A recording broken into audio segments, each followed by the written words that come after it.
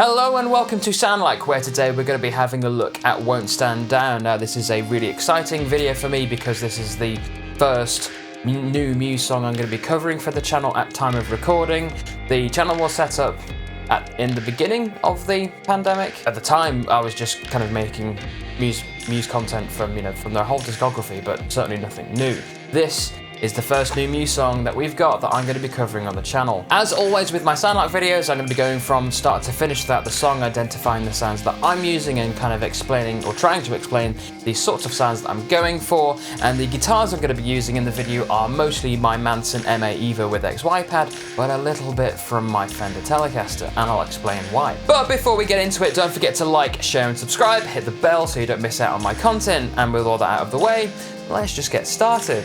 So to kick things off, we're going to be having a look at the verses for Won't Stand Down. Now, there's slightly different ways that you can play this, but generally it's pretty much one way of playing it with some variations in between in terms of effects that you're using. So my effects and signal chain for this part of the song are as follows. My signal comes in, splits off, one side goes towards my blues pedal, and the other is just a clean straight into the delay where they're both combined again, and then going to the amp.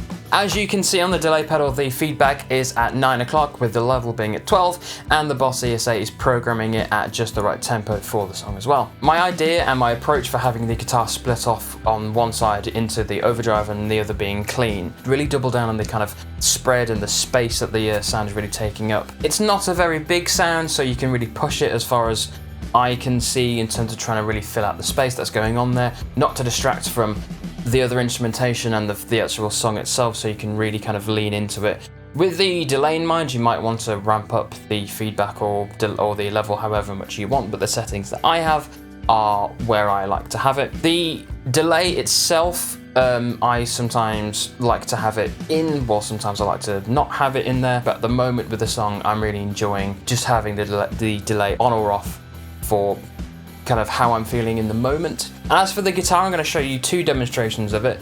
But due to the nature of the song itself and the kind of scale of it, you really would want a guitar with humbuckers on it, which kind of leads me more towards either of my Mansons. But with this particular section, the sort of sound that works really well for it is a neck pickup sound, a nice thin kind of single coil sound that really kind of helps accentuate the kind of jangliness. And the guitar that best does that out of all of the guitars that I have is my Fender Telecaster. So I'm going to show you both guitars with these same settings, both with and without the delay, so you can really see the full range of it. Up to you what you think is best for the song. With all of the settings in mind, these are how those sounds sound between the Manson and the Telecaster.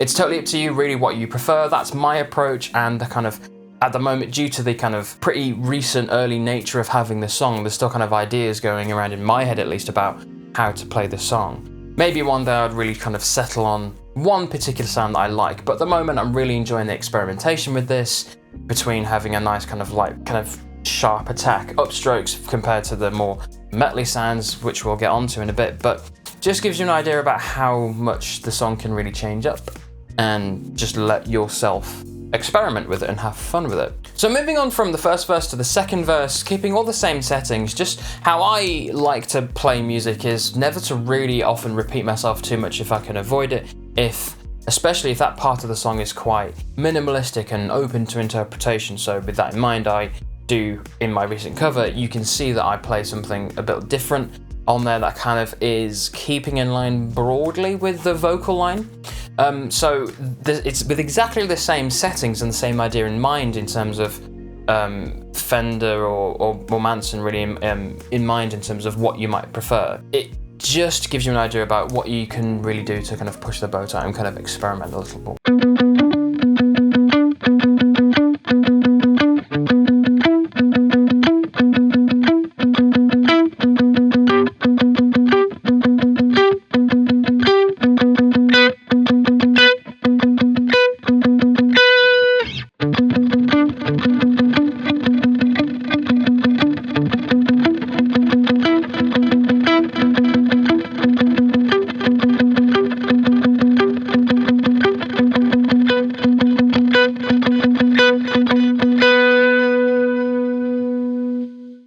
Now, with all that in mind, let's move on to more of the heavier things. And now the bit that I think that people have been waiting for the most, which is, that riff. The pedals I'm using for this part is the signal going in. On one side is my overdrive distortion and the other being my prime distortion, being affected separately, then going into different amps. They are not being combined. They are very much kept separate to help kind of give a nice big stereo spread. It sounds really good, really immersive for the kind of riff that it is. The kind of settings in mind with that is very much leaning much more towards the distortion side of things.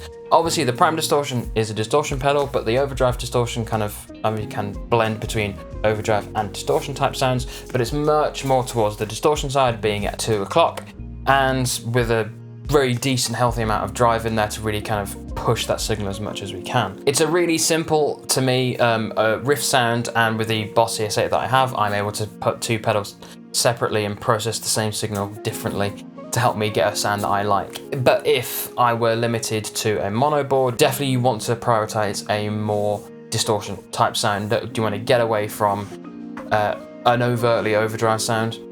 But if you want to experiment with it, go for it. But these are the sorts of sounds that I would do kind of at least suggest. Absolutely, by all means, try something that you've got that maybe I'm not showing in terms of your approach for it. Now, the riff itself is played through twice.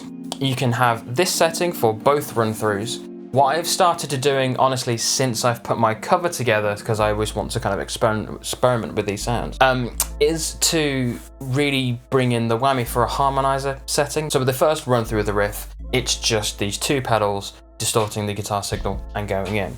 The second run through, I'm using my foot switch into my ES8 to bring in the whammy pedal, which is actually only affecting the overdrive distortion with a harmony octave down setting. So the second run through, once the rest of the instruments are brought in, you really want to kick up that sound as much as you can. Completely optional, especially to those who may not have a whammy pedal. This isn't an achievable sound if you don't have it. It's just something nice that I like to have to really bring out the sounds that I have. This is what it sounds like.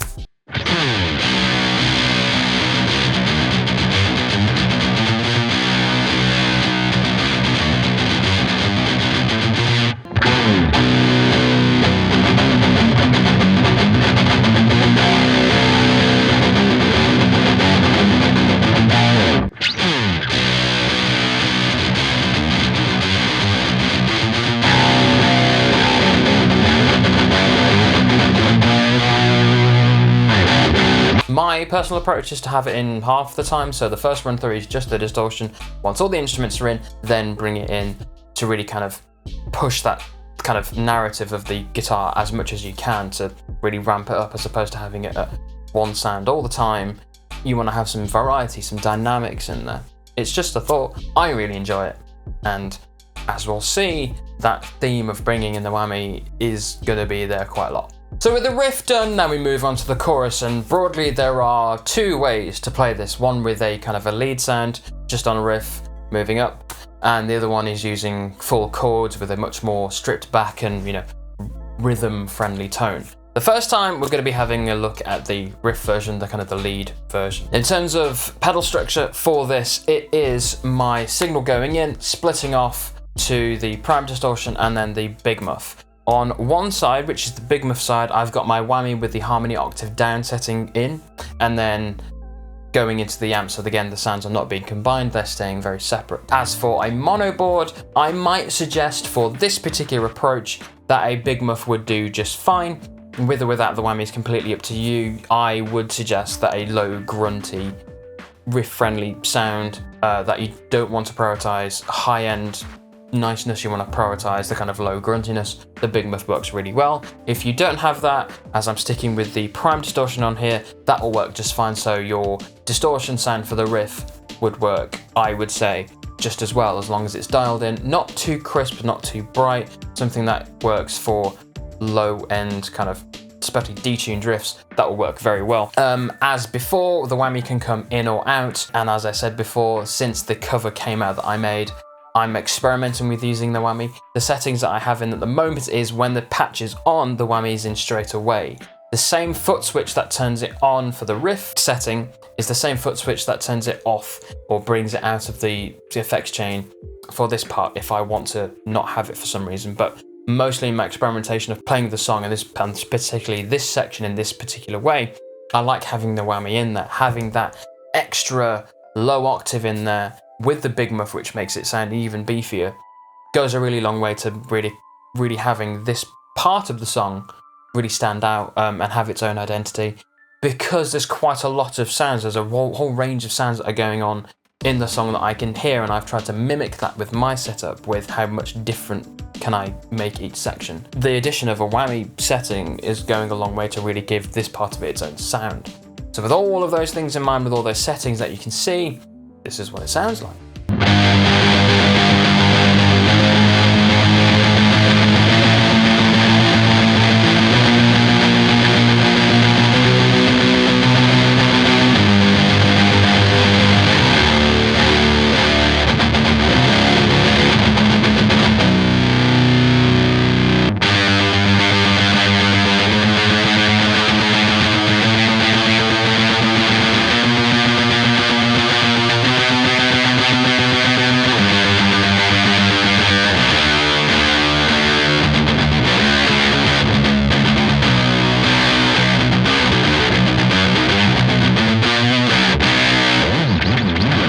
The other end of playing the chorus is with the chords. Now, the approach for the sounds for this are dramatically different from the kind of lead, kind of riff sound. So in terms of the effects that are being used, it's the signal going in, split off to two sides. One is the Timmy Overdrive and the other is the Overdrive Distortion. Now, a little bit contradictory, for this sort of sound, I would suggest a strong overdrive sound would work quite well, hence why I'm using the Timmy and the Overdrive Distortion. Now, with the way that I'm using these same pedals previously, there's a bit of a compromise to have that I'm going with here. So as the Timmy is used in the verse, I don't want to use, and I am not using a lot of gain in there. So I'm kind of stuck with a low gain setting on the pedal, which just means to just really gun it when I'm strumming. Similar sort of thing with the Overdrive Distortion. It's a lot beefier in terms of the settings that I'm using there than the Timmy Overdrive. But with the setting that I've got for the riff, it's leaning more towards the overdrive, the distortion side of things than the overdrive. So hopefully that's kind of managed a little bit by using the Timmy. But in terms of my suggestion and my approach for this particular part of the song, for the chorus using chords, overdrive might be better, but maybe some distortion works. And as always, I would strongly recommend with experimenting with these sounds. If you are limited to a mono board, a good strong overdrive setting, so maybe part of or something about the setting that you're using for the riff would work really well for this part of the song. You don't want it to distract and be the main feature of the song. It's there to just be the rhythm and support the rhythm and the drive of the song. The riff is much more in line with the dramatic nature of what's kind of going on. The chords here are just completely optional. As you might see that there's two ways of playing this chorus, I have to just pick one. Maybe for the first chorus I'm doing one, maybe for the second chorus I'm using another setting. Me being me, I much prefer using the riff setting, which we've used previously. But having a nice, good rhythm sound in there is never a bad idea.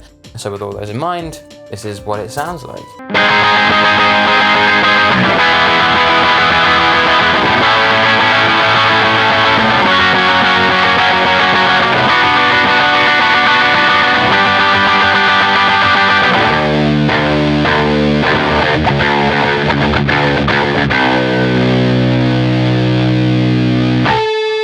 So with the final final sound that we're going to be having a look now is, of course, the breakdown. So the settings and the signal chain that I've got going on is very similar, and if not identical, to the Riff sound that I have. So it's the guitar signal going in, splitting off is one side is the Overdrive distortion and the other is the Prime Distortion.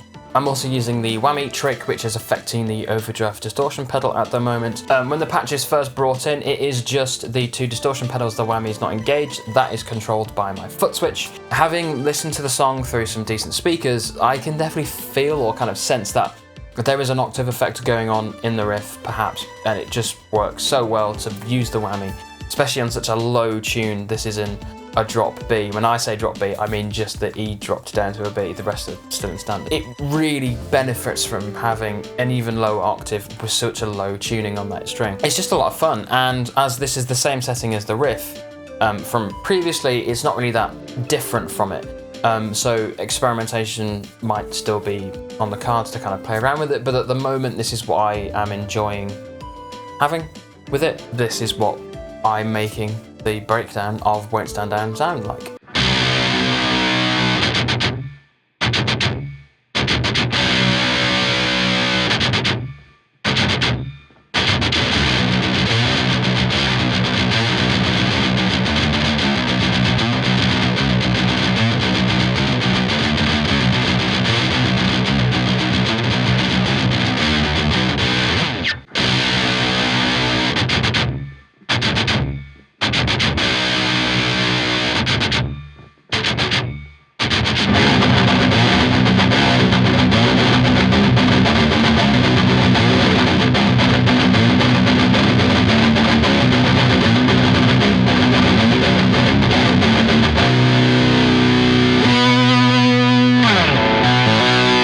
So there we have it. That was Won't Stand Down in its entirety from start to finish. I hope that you found it useful and enjoyable. For me, at the moment, this is a really exciting time as a big Muse fan. It's been a long time since they've released any material, certainly original content. We did have the Simulation Theory film that came out a little while ago. Personally, I was a bit disappointed by it. As new music comes out from them, it's a really exciting time, and I will certainly be keeping an eye on all of the tones that they're going to be using, and certainly look out for covers in future.